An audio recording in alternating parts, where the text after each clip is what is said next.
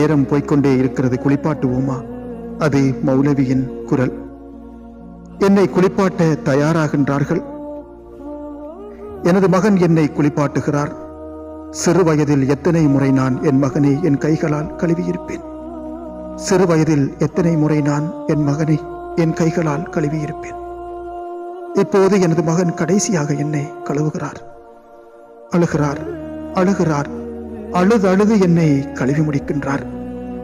அந்த அத்தரை எடுங்கள், சுருமாவை கண்ணில் வையுங்கள், சந்தன புடவைகளை கண்மூக்கு துவாரங்களில் வையுங்கள், மௌலவி சொல்கிறார்.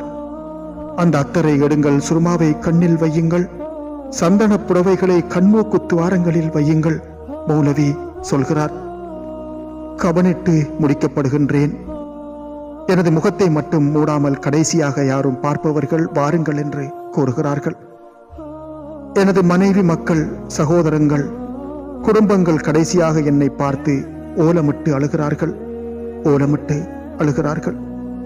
கத்தாதீர்கள், கத்தாதீர்கள், அவருக்காக துவா செய்யுங்கள் என்று முஅத்தினார் கூறுகிறார்.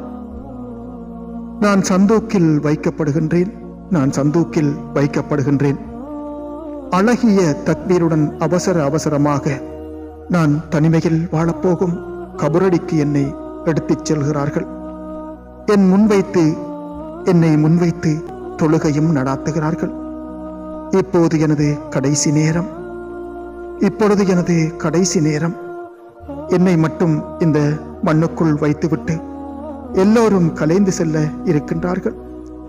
கபருக்குள் நான் வைக்கப்படுகின்றேன். வைத்து மஞ்சிப்பெட்டியால் மூடி என் மீது மண்ணை அள்ளி போடுகின்றார்கள், என் மீது மண்ணை அள்ளி போடுகின்றார்கள். எல்லாமே முடிந்தது, எல்லாமே முடிந்தது. போட்டி, பொறாமை, ஆடம்பரமான வாழ்க்கை, பிறரை ஏமாற்றி சேர்த்து வைத்த சொத்துக்கள், ஏழைகளின் கண்ணீரில் ஓடிய வாகனங்கள் எல்லாமே முடிந்துவிட்டது.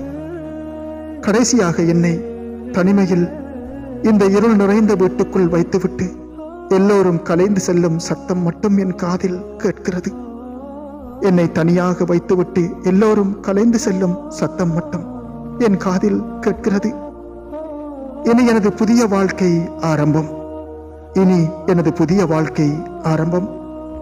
அது நல்லதா அல்லது கெட்டதா? உன் மார்க்கம் என்ன? உனது நபி யார்? உனது கிப்லா என்ன என்ற கேள்விகளுக்கு நான் சரியான பதிலை தருவேனா? என்னை படைத்த அல்லாஹ்வே அறிவான்.